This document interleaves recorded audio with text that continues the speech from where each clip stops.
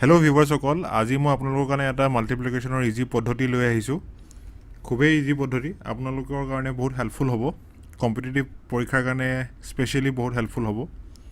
লেটছে আমি এটা multiply traditional পদ্ধতিত কেনেকৈ কৰিম। 134 লেটছে আমি 2ৰে মাল্টিপ্লাই কৰিব লাগে, তেতিয়াহ'লে আমি আনচাৰ পাম 268।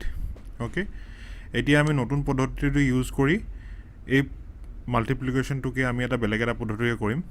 লেটছে নাম্বাৰটো হৈছে 378। আমি মাল্টিপ্লাই কৰিব লাগে লেটছে 3 তো মাল্টিপ্লাই যেতিয়া কৰিম তেতিয়াহ'লে আনচাৰটো পাম 8 3 গুণ 24 4 উকলিলে 2, 7 3 গুণ 21 22 23 3 উকলিলে 2, 3 3 গুণ 9 2 11। অ'কে, তো আনচাৰটো হৈছে 1134।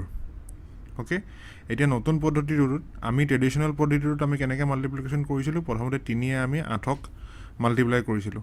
কিন্তু নতুন পদ্ধতিটোত আমি কেনেকৈ কৰিম, প্ৰথমতে 3 দি আমি 3ক মাল্টিপ্লাই কৰিম। অ'কে, তো মই আকৌ এবাৰ লিখি লওঁ। প্ৰথমতে আমি 3 3ক মাল্টিপ্লাই কৰিম, তেতিয়াহ'লে 3 × 3 = 9 হ'ল। অ'কে, এই যেতিয়া 9টো পাম আমি 9টো ইয়ালৈ লৈ আহিলোঁ। অ'কে, আৰু তাৰ ছেকেণ্ড ডিজিটটো আপুনি ইয়াত মনতে ভাবি ল'ব। অ'কে, এই নাম্বাৰটো আপুনি মনতে ভাবি ল'ব, মানে 9টো আপোনাৰ মনত থাকি গ'ল। তাৰপাছত নেক্সট এইটো 7 ইনটু যদি আমি 3 কৰোঁ তেতিয়াহ'লে আমাৰ হ'ব 9টোতো আছেই, 7 3 গুণে 21। অ'কে, যেতিয়া আমি এনেকুৱা দুটা ডিজিটৰ এটা সংখ্যা পাম যিটো লেফ্ট হেণ্ড ছাইডৰ ডিজিট থাকিব, মানে 2টো আমি তাৰ লেফ্ট হেণ্ড ছাইডে যিটো ডিজিট আছে তাৰ লগত আমি এড কৰি দিম। তেতিয়াহ'লে 2 যদি আপুনি 9 লগত যদি আপুনি এড কৰি দিয়ে তেতিয়াহ'লে কি পাব, আপুনি আনচাৰটো পাব 11। অ'কে, 2 ইয়াৰ লগত এড হৈ আহিলে, বাকী থাকিলে 1, তো 1টো লিখি দিলোঁ। এই একটো আপোনাৰ এই একটো অ'কে। গতিকে আমাৰ নেক্সট ষ্টেজত আমাৰ এইটো আহিব ইয়ালৈ, সংখ্যাটো হ'ব 1 1 1। তাৰপাছত আমাৰ সংখ্যা থাকিলে কি 8। অ'কে, তো ইয়াত আমি লিখিম 8।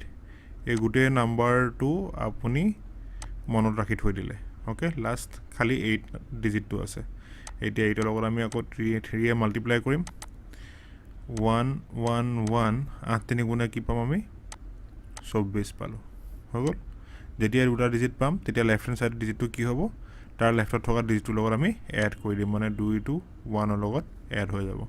গতিকে আনচাৰটো কি পাম 1 1 2 1 3 আৰু 4। গতিকে এইটো চাওক, আমি আমাৰ যিটো আনচাৰটো আমি পাই গ'লোঁ। অ'কে, গতিকে এই পদ্ধতিটো মই আপোনালোকক যেতিয়া এনেকৈ কৰি দেখাইছোঁ আপোনালোকক অলপ দীঘলীয়া টাইপৰ লাগিছে, কিন্তু যেতিয়া আপোনালোকে প্ৰেক্টিছ কৰিব দেখিব এইটো খুবেই ইজি, কিউকি প্ৰতিটো ষ্টেপতে আপোনালোকে এটা এটা ডিজিটহে খালি মাল্টিপ্লাই কৰিবলগীয়া হৈছে। অ'কে, ইয়াত যেতিয়া মই 9 লিখি দিছোঁ, এই 9টো আপোনালোকে মনত ৰাখিবলগীয়াহে হৈছে, আপুনি একচুৱেলি এনেকৈ লিখি ল'ব নালাগে। গতিকে এইটো যদি প্ৰেক্টিছ কৰে আপুনি দেখিব যিকোনো সংখ্যাৰ মাল্টিপ্লিকেশ্যন আপোনালোকে ইজি পদ্ধতিৰে কৰিব পাৰিব। মই আৰু এটা এক্সাম্পল আপোনালোকক দেখাই দিছোঁ। লেটছে এটা নাম্বাৰ আছে 578, আমি মাল্টিপ্লাই কৰিব লাগে 4ৰে। তো আমি মানে মনতে কৰিম 5 4 গুণে 20, ফাৰ্ষ্টটো আমি 20 পালোঁ। অ'কে, তাৰ পাছত হৈছে আমাৰ 7 4 গুণে 28 হ'ল নহয়। এই আমি 2টো ইয়াৰ লগত এড হৈ যাব, আনচাৰটো হ'ব 228। তাৰপাছত আহিলে 8 4 গুণে 32 দিলোঁ, এই 3টো ইয়াৰ লগত এড হৈ আহিব। এড হোৱাৰ লগে লগে আমি আনচাৰটো কি পাম 11 পাম। 11 হ'লে আকৌ দুটা ডিজিট হ'ল, গতিকে তাত আমাৰ নেক্সট সংখ্যাটো এনেকুৱা হৈ পৰিব 8 3 11 2।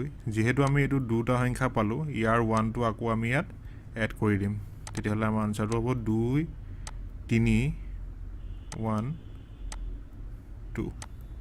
অ'কে, গতিকে এইটো হ'ল আমাৰ আনচাৰ। সেইটো আমি ডাইৰেক্ট আপুনি কৰি চাব পাৰে ইয়াত 578 যদি 4ৰ লগত আমি ইনটু কৰি দিওঁ 8 4 গুণে 32 2 উকলিলে 3 28 7 4 গুণে 28 28 3 কিমান 31 1 উকলিলে 3 5 4 গুণে 20 20 3 23।